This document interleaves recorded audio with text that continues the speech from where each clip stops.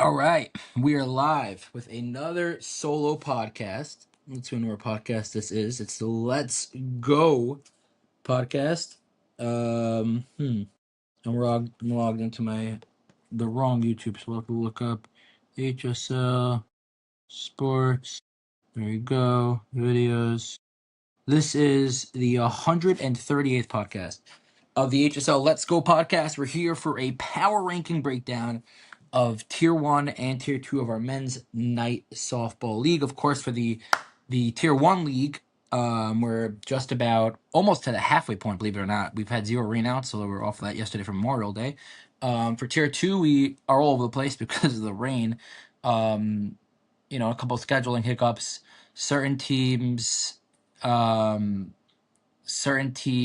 played 2 games. Certain teams have played 5 games, 7-game season, and we are, starting up, of course, at the end of at the really beginning of July, the latest for our summer night season. So let's get started here. A lot of interesting moving pieces, and a lot of teams who looked very dead in the water and now look great, and teams that look great and now look dead in the water. So let's start with our power rankings for Tier 2. Of course, we got 11 teams, and coming in place in power ranking spot number 11 is Gourmet Glot. Gourmet Glot was a little bit behind the 8 ball to begin the season. They had a few guys drop out last second. We had to put the pieces together. They've taken a couple of forfeits. They've, roster configuration has been awkward. They have a couple of very talented pieces. Their shortstop's very solid. They have a couple of outfielders who are solid. But other than that, it's really, other pitchers decently solid as well. Solid pieces, but overall the team's just not up to par, even for Tier 2 right now. They're 0-5, and they're coming in at the 11 in the power rankings. Now, coming in at 10, and this is going to be a bit of a shock. I'm gonna put Sharp Management, and I'll tell you why. Sharp Management is a great team. They're a young team. They're good. They're phenomenally athletic. They started off the season hot. They lost the first game, won the second game. Sharp, I think, although 2-3, they have 2 wins. I think the season's catching up with them in a sense. There are certain teams that you start off, and as you play, you learn the fundamentals, which makes sense. I think they're just very young.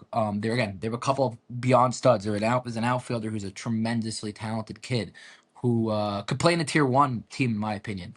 They have their first baseman solid. They have a couple of other solid pieces, and there's a chance they make the playoffs. The reason I put them at 10 is just because of their age. I was very high on them to begin the season. I think I had them as high as 5 or 6 at one point. And again, they're 2-3, and they have a solid chance of making the playoffs. However, I've seen them play the last couple of games. They took a very tough loss to what was the at one point 11 seed in the league. And we'll see. We'll see how it plays out. They have 2 games left. I'm not sure who their games are against. Let me see if I can pull it up right here. 2 games left, very important games to decide whether they make the playoffs or not. It looks like they're playing Extreme Vent Cleaning, that's Jesse Held's team. They're, always very solid. And they have a game against MCS Jewelry, who they're probably going to be battling it out with for the final playoff spot. So we'll see how it comes around. But for now, they're going to be in 11. Coming in at 10 is Plumber Haven. They've only played 2 games. They're 0-2. They've had a hiccup with thought they were forfeiting. Really, they weren't forfeiting. Anyways, they have to play 5 games in 2 weeks. It's gonna be very tough. They have a doubleheader this week, and they have 3 games next week. Historically they've been a solid team. The past seasons they finished with winning records. So although they're 0-2, I won't count them out. They have a very solid pitcher in Klein. Shamay builds good teams, and Viggy's a great third baseman. So we'll see. We'll see how they perform in the last 5 games. Coming in at number 9 in the power rankings is M&R Asset. Now, M&R Asset started off the season 0-2. They got beyond blown out, talking 15-run blowout in the first game. I think they also got mercies in the second game. And then they had a forfeit win, which, that never hurts. And then they had a big win over Sharp. Their team and roster is different week 4 than it was week 1, I'll tell you that much. So, whoever players they brought down on addition, good for them. They looked young. They looked fresh. Nachum Mintz absolutely dominated, and he's feeling good. He's pitching really, really well. He actually pitched a Tier 1 game the other night, and in my opinion, pitched a solid game. We'll get into that, when we get to the Tier 1 power rankings. But, they're a team that I think could be a little bit sneaky, maybe a first-round upset. But they come in at number 8. Coming in at number 7, we have MCS Jewelry. MCS Jewelry is 1-3-1. They really need to win both these games. For sure, one to maybe get into the playing game. MCS is a solid team. Again, it matters who shows up for them. They've been missing a lot of guys recently. Jason Schlessel's played a lot of Tier 1 softball. I think it's helped him. He's hit phenomenally this year. He's a great first baseman, and he brings great teams. Having Ellie Turk around that team makes a big difference. He's a tremendous outfielder. He's very athletic. So we'll see how they perform in the last two games. But for now, they're coming in at 7. They really need to win in order to get to that last playoff spot. Coming in at 6, we have Crown Care. Crown Care is 1-2, but they're coming off of a big time win. They started off the season 0-2. Joey Katz has been saying they're missing guys, they're missing guys, they're missing guys, and Crown had a big win last week. Let me see who was against. Crown had a big week last week against. Let me see if my memory even. Yeah, it does. 4-1 versus Sharp. That was the second. That was the other Sharp loss. So, big one for Crown Care, and they are. I think if I'm not mistaken, tonight they say they have almost their whole team. So it's a real test. They're playing Cafe Chocolat. We'll get to, in my opinion, is the best team in the league. I don't even think it's close. And then they have a game against Gourmet Glad, who again, just really has been a disaster so far this season. So we'll see how that plays out. Crown should definitely win game 2, but game 1 is going to be a very good test for them. Coming in at number 5 in the power rankings, we've got Extreme Vent Cleaning. Now, Extreme Vent Cleaning has, they are 2-1. They've looked sloppy. They've looked very sloppy. They've had a bunch of errors. Of course, you have Asafi, one of the best pitchers in Tier 2. Yossi Held's a great captain, puts together a great team. Ivy Rave's very solid at short. And they're, again, always a team to be reckoned with in the playoffs. When their full roster is there, they're competitive. They looked a little sloppy.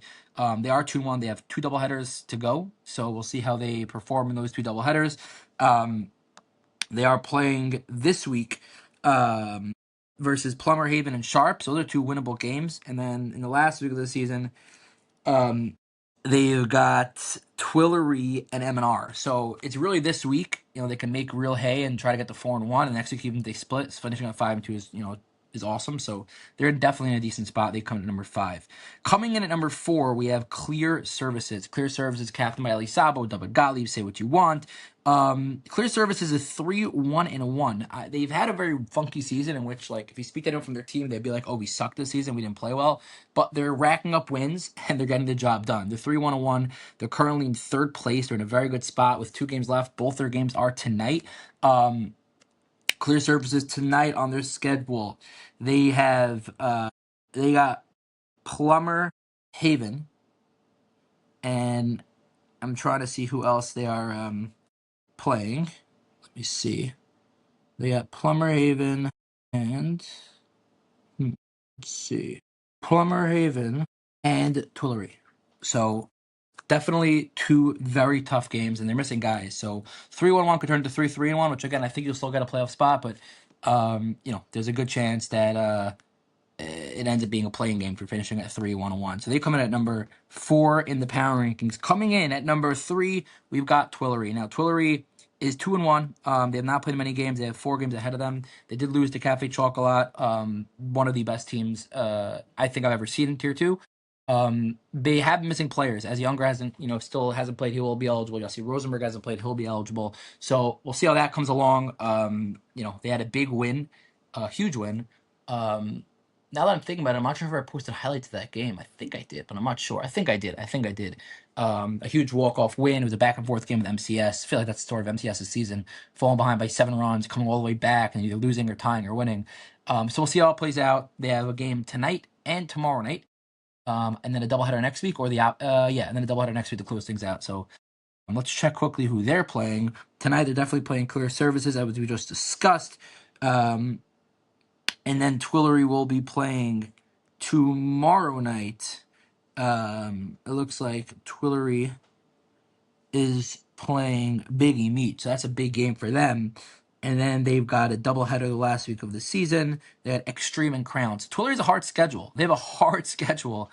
They have 4 games left. They're 2-1. I could see them going 3-4. I could see them going 4-3, 2-5. Not out of the question. But again, Twillery's a very good team, and 5-1 is not, 6-1 is not out of the question either. They have 4 tough games. They have no breaks in their schedule. I feel like the first couple of games were very easy.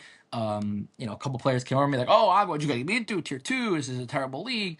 But now here's the real test, and let's see So far since the first two blowouts, they've lost and they've walked off a team. So two competitive games, and I expect the next four to be competitive as well. Okay, coming in at number two in the power rankings, we have Biggie Meats, of course, a um, tremendously talented team all around, going through their roster, led by Ari Slam, what's that pitcher, and Sach Felberg, and his kid Aaron, and Menachem Neumann, and Davidowitz, and Light. They have a really, really, actually, Light's not on their 2-2 team, he's on their 2-1 team. Very strong all around roster. They're currently 4-1. Um, and they have just as good of a shot of winning the championship, I think, as everyone else, other than the team that I'm going to get to. Um, Looking at their final two games, they're playing Clear Services. It's an extra game for Clear Services. I don't know how enthusiastic Clear Services will come out for that game, so it should be a win for Biggie Meats. And then they are also playing Wednesday against Twillery. Again, another big game. Could decide potential the 2 versus 3 seed. And then coming in at the 1 seed is Cafe Chocolate. They're 4-0. They've been blowing everyone out of the water. I'm not shocked if they go 7-0. They're young. They're athletic. They're put it this way. They're like a much more talent, not much more, but they're a more talented fundamental version of sharp management. They hit bullets. They hit rips every time up. Yaron's very solid on the mound. Doesn't walk guys. Changes speeds and you know, if it, again, I love Yaron is a great pitcher, but if they had a tier 1 pitcher on that team, they would not be allowed in tier 2, in my opinion. Just my humble opinion. Yaron, I think, is getting there. He's still very young, but they're very athletic, and I cannot wait for teams to face them. 12 faced them without some of their guys. They claim that they could have beat them, so we'll see what happens come playoff time. But in my opinion, they are the favorites, and they are number one. So that is your tier 2 power rankings. Um, we're looking for a power ranking sponsor, by the way, if anybody wants to get involved. Tier 1. This is going to be complicated. Not complicated. It's going to be fun. I had a very bold prediction my 3 weeks ago power rankings, putting Almonds at 6. Quickly came back to bite me as Daniel Ash proved that although in the winter he might walk 12 guys a game, in the summer the man has been absolutely feasting. Eli Sabo is currently the most happiest man in the HSL.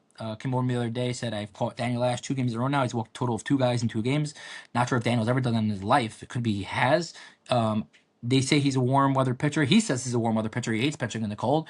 And he's been dominating. They've won 2 in a row. So let's get right into it. Coming in at 6 in the power rankings, you have Holy Schnitzel. Now, Holy Schnitzel had a huge win, almost must win at this point in the season to go to 1-4.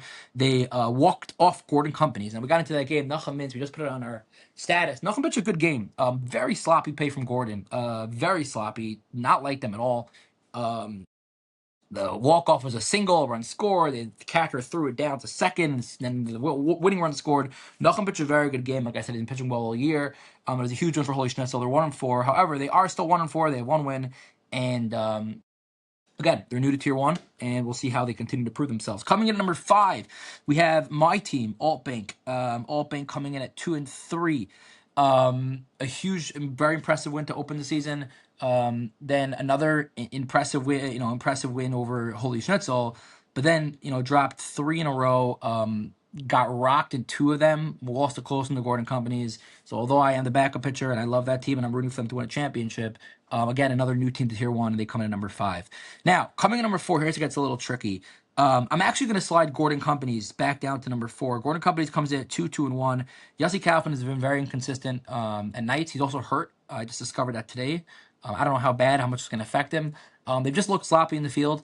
Again, they have a very solid team with Bloom and Jack Ross and Ezzy and Lowinger and Glenn and Yossi the Sheriff on the mound, still a force to be reckoned with. And we'll see. Yossi Rosenberg's on that team officially, so we'll see how things develop. But right now they look a little broken. No pun intended. They look a little unorganized in the outfield. Izzo is a big addition to that team as well, but currently I would put them at 4 in the power rankings. Coming in at 3 is Essex NYC, my former teammates, led by Yehuda Koenig, who has absolutely dominated this year. Of course, this past game, he had a blip in his dominance. Lobos really took one to him and to Essex, who did not have a good fielding game after being practically immaculate the first 4 games. Essex drops to 2-2-1 after getting really beat up by the Lobos, which we'll get into in a second. Again, Essex, believe it or not, have scored 7 runs through their first 5 games. There's only a certain amount of runs that you're gonna have to, that you're gonna score, what am I trying to say? There's only a certain amount of runs that you're going to be able to get away with winning when you score one or two or three runs. You're not going to win like this. 7 runs in 5 games, it's almost impossible. You're going to have to score more runs, and that's the story. The story went from Utica Koenig dominating to the Lobos, to Essex NYC having to figure out how they're going to score runs. They have talent on that team. Menachem Lyman's a good hitter. Zinn, Rokach, Erloch, Rudansky, they're all Zagelbaums. They're very solid hitters. They're base hit hitters. They got to learn how to get on base and hit with consistency. David Costa is a good hitter as well. So we'll see how that plays out. But currently, they're going to get the 4 seed. The 3 seed. Coming in at the 2 is Unknowns. I'm jumping them up, man. I have to admit when I make a mistake. They came in at 6. They've blown out 2 teams in a row. Daniel Ash has been firing the ball like no one's business. Obviously, they're struggling with their roster construction. Noah Aaron, Matt Rosenberg have a constant contradiction with the Elite League basketball, which I'm unhappy about being Monday nights, but it is what it is. So yeah, I mean, come playoff time, obviously they're both going to be in, and it's getting warmer out. Daniel's finding his rhythm, and they won 2 in a row. They're now 2-2. They're right back in the now 2-3. They're right back into the thick of things, and I expect them to be another championship contender as always. And coming in at 1, and in my opinion, the one by far, it's not even close, is the Lobos. They have constructed their team thanks to a couple of guys, Adam and Shuey and Sach and Steve. They've really constructed their team with a mix of real high talent and real high energy and young guys. Yaakov Sabo, unbelievable addition. Aaron Scheinbein, Steve Pollen's #1 favorite player nowadays. Unbelievable addition. Had 2 phenomenal and grabbed it short in a grand slam. And then, of course, you have the big guys, Adam Hoffman, Shuey Hoffman, Archie, Elimelech Sperling. It's just an unbelievable mix of just tremendous talent. Obviously, primetime Pollen on the hill, and they've been making it look easy. They're 5-0. They've outscored teams 40-16. The only pitcher who's let up less runs, team who's let up less run, pitcher who's let up less runs has been Koenig, letting up 12 through 5 games. They've just been dominating, and until I see any blip or anything different, I don't see the Lobos getting knocked out of the 1 in the power rankings. So Lobos are obviously out for blood. They haven't won a championship in a very long time. Am's won the last 2. So we'll see what happens. We'll see how it plays out. There is your power rankings for the Tier 1 and Tier 2 Night League. Tier 2 Night League Summer League starting soon. Registration closes at the end of the week. We have 8 teams confirmed, a bunch still pending, so we cannot wait to lock that down. Thanks for watching. We will see you guys tonight for some Tier 2 softball. And stay tuned for everything HSL coming your way.